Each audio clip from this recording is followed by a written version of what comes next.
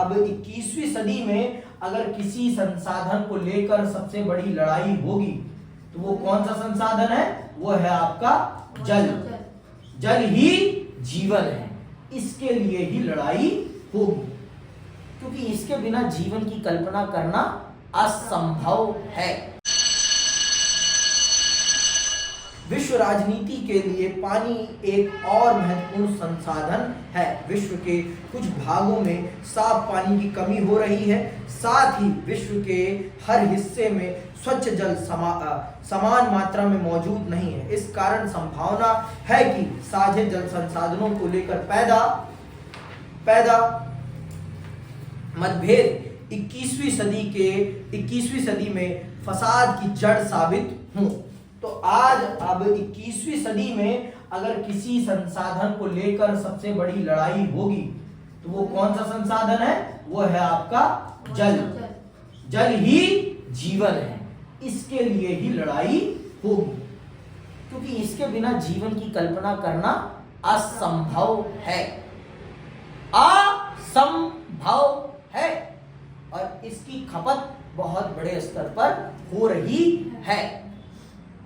सबके पास एक मात्रा में जल नहीं है। अरब देशों के पास पानी नहीं है, वो समुद्र के पानी को फिल्टर करके पीते हैं, और उसमें बहुत पैसा लगता है, बहुत बड़ी टेक्नोलॉजी लगती है और बहुत ज्यादा पैसा लगता है। वहां साला पेट्रोल सस्ता है, पानी बहुत महंगा है। समझ में आई बात? वहां पेट्रोल सस्ता है लेकिन पानी बहुत महंगा है। ये बात आप जानिए, दोनों को कह रहा हूं बहुत अच्छे से। तो दुनिया अगर अब लड़ेगी तो किसके लिए लड़ेगी? जा से जल के लिए। जा से जल के लिए अब अगली लड़ाई होगी दुनिया में। इस बात को आप दोनों बखूबी जाने और समझें। और जिस देश में जल की इज्जत नहीं होगी वो देश बर्बाद हो जाएगा, और उसमें से एक देश हमारा भी है। हमारे देश में पानी की कदर नहीं करी जाती, क्योंकि हमारे देश में इफरात मात्रा में पानी है। आप आज जाके देखिए यमुना की दशा क्या बना रखी है। हमने यमुना को बर्बाद कर दिया है। यमुना को हमने बर्बाद कर दिया है, जो कि बहुत बड़े दुर्भाग्य की बात है हमारे लिए, हम सबके लिए। लेकिन हम उस पर कितना सीरियस है ये आप भी जानते हैं और मैं भी जानता हूं।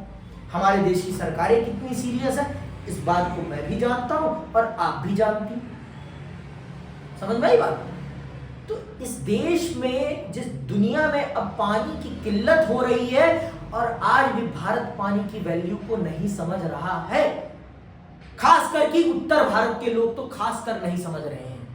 दक्षिण भारत के लोगों को अब समझ में आने लगा है पानी का महत्व, क्योंकि वहां पानी का अकाल पड़ने लगा है। महाराष्ट्र के लोगों को बहुत अच्छे से पता है पानी का क्या महत्व है, और तमिलनाडु के लोगों को पता है कि पानी का क्या महत्व है। लेकिन उत्तर भारत के, खास करके उत्तर प्रदेश, हरियाणा, पंजाब और दिल्ली और बिहार, इन लोगों को नहीं पता पानी का क्या महत्व है। मैं उत्तराखंड क्यों नहीं बोल रहा हूं? क्योंकि वहां पानी स्टोर नहीं होता, क्योंकि वहां का पानी सारा बहकर चला आता है। ना हिमाचल में स्टोर होता है पानी, ना उत्तराखंड में। सारा स्टोर कहां हो रहा है? आपका उत्तरी भारत में। राजस्थान के लोगों को पानी का महत्व पता है, लेकिन हम उत्तर भारतीयों को पानी का महत्व नहीं पता, और ये बड़े दुर्भाग्य की बात है। और अगर अब भी हम नहीं समझे और अब भी हमने सही ढंग से काम नहीं किया पानी को बचाने के लिए, तो अगली मौत हमारी है। हम अगर चाहें तो हम पानी को संसाधन बनाकर दुनिया को बेच सकते हैं और मोटा पैसा छाप सकते हैं, लेकिन हमारी बुद्धि कहाँ है? हमारी राजनीति में अलग ही मुद्दे चलते हैं। कटेंगे तो बटेंगे। अरे काट लो, बांट लो। बांटा किसने पहले ये तो बताओ? तुमने ही बांटा, अब तुम ही कह रहे हो कटेंगे तो बटेंगे। जोड़ने की बात तो होगी नहीं, है ना? हिंसक राजनीति नहीं होनी चाहिए, विकासशील राजनीति होनी चाहिए। और ये विकासशील राजनीति तब होगी जब इस देश का युवा पढ़ेगा, जब राजनीति को समझने की चेतनशीलता उसके दिमाग में आएगी। और जब तक वो राजनीति को समझने की चेष्टा अपने दिमाग में नहीं लाएगा, तब तक इस देश का विकास नहीं हो पाएगा। ये बड़ी बात मैं कह रहा हूं।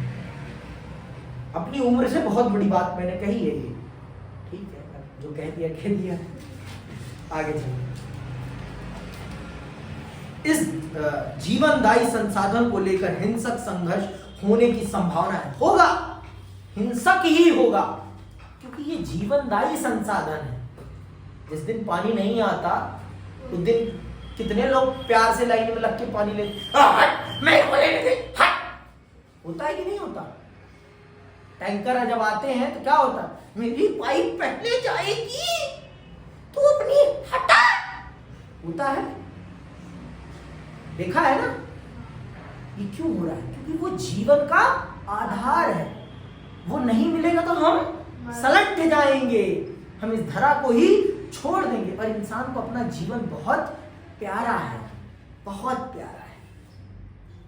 वो किसी भी हालत में अपने जीवन को नहीं, मोह है भाई, ये शरीर ही नहीं रहेगा तो फिर क्या मतलब, कुछ नहीं रहेगा। समझ रहे? आगे सुनो। और इसी को इंगित करने के लिए विश्व राजनीति के, और ये चित्र इसी चीज को इंगित कर रहा है। ये पानी की जरूरत को और पानी की उपलब्धता को इंगित करता हुआ चित्र है कि जरूरत हमारी इतनी है, हमने इतना पानी पृथ्वी का सोख लिया है पीने वाला, सिर्फ इतना बचा है। और अगर अब भी हम नहीं जागे तो हमसे बड़ा मूर्ख कोई नहीं है, कोई नहीं बचा पाएगा हमको। ठीक है, आगे सुनो।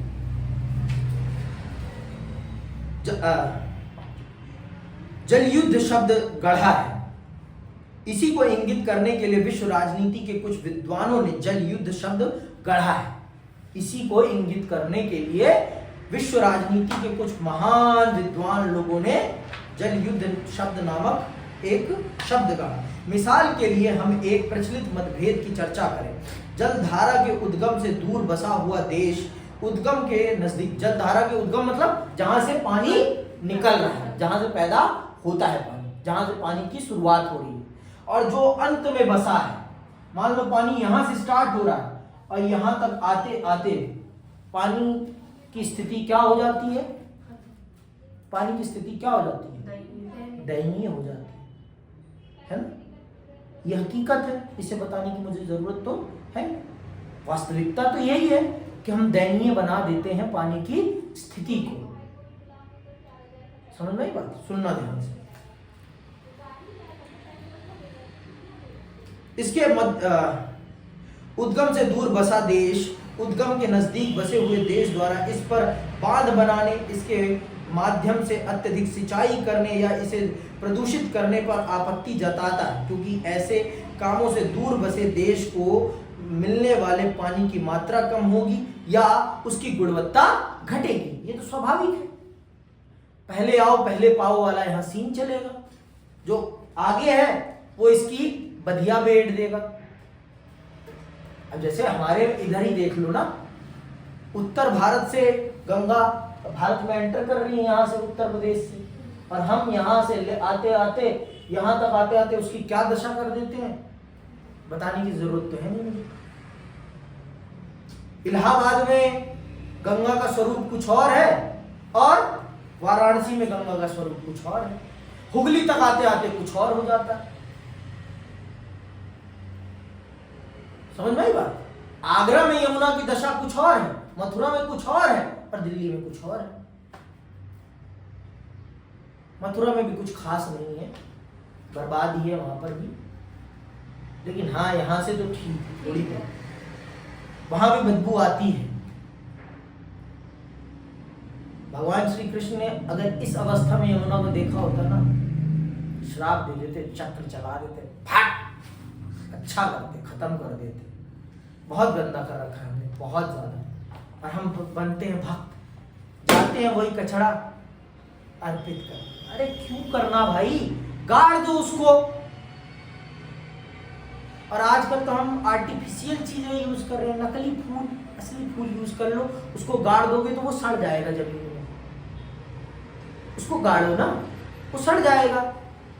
इस धरा को कुछ पौष्टिक तत्व तो देगा अपने माध्यम से, लेकिन हमारी बुद्धि कहाँ है?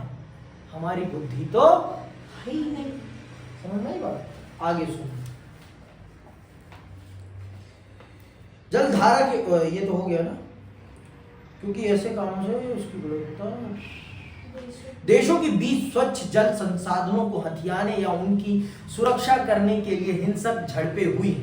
अरे अपने देश में ही हो रही है, दो राज्यों के बीच में हो रही है, दिल्ली हरियाणा के बीच में होती है, और आपके तेलंगाना और आंध्रा के बीच में होती है, आंध्रा और कर्नाटका के बीच में होती है। पानी की लड़ाई आपको बाहर जाके देखने की जरूरत नहीं है, अपने ही देश में देख लो आप। अरे आप अपने आस पड़ोसी देख लो, इतना दूर क्यों जाना, अपने आस पड़ोसी देख लो। जिस दिन पानी नहीं आता उस दिन लड़ाई देखो, बताने की जरूरत नहीं है। हैंडपंप पे जो भीड़ लगती है, जब क्या होता है सबको पता, बताने की मुझे जरूरत है नहीं। वैसे इसका उदाहरण है 1950 से 1960 के दशक में इजराइल, सीरिया तथा जॉर्डन के बीच हुए संघर्ष। इनमें से प्रत्येक देश ने जॉर्डन और यरमुक नदी से पानी का बहाव मोड़ने की कोशिश की थी। फिलहाल तुर्की, सीरिया और इराक के बीच फरात नदी पर बांध के निर्माण को लेकर एक दूसरे से ठनी हुई है। बहुत से देशों के बीच नदियों का साझा और इनके बीच सैन्य संघर्ष होते रहते हैं। भारत और पाकिस्तान का देख लो, सिंधु नदी जल विवाद है ना। तो ये सारी समस्याएं हैं, पर इन समस्याओं का समाधान सिर्फ एक है, और वो है बात और चीत। हथियार इनका समाधान नहीं कि है हथियार समाधान, कह दो है नहीं है ना। बातचीत ही है इनका समाधान, और बातचीत से करेंगे हम इनका समाधान तो हम बहुत आगे बढ़ेंगे, और अगर हम बातचीत से नहीं करेंगे तो हम आगे नहीं बढ़ पाएंगे। ये बड़े दुर्भाग्य की बात है। फिर भी हम इस बात को समझते नहीं है कि पानी महत्वपूर्ण है, हम फिर भी नहीं समझते। इतने अच्छे लोग हैं।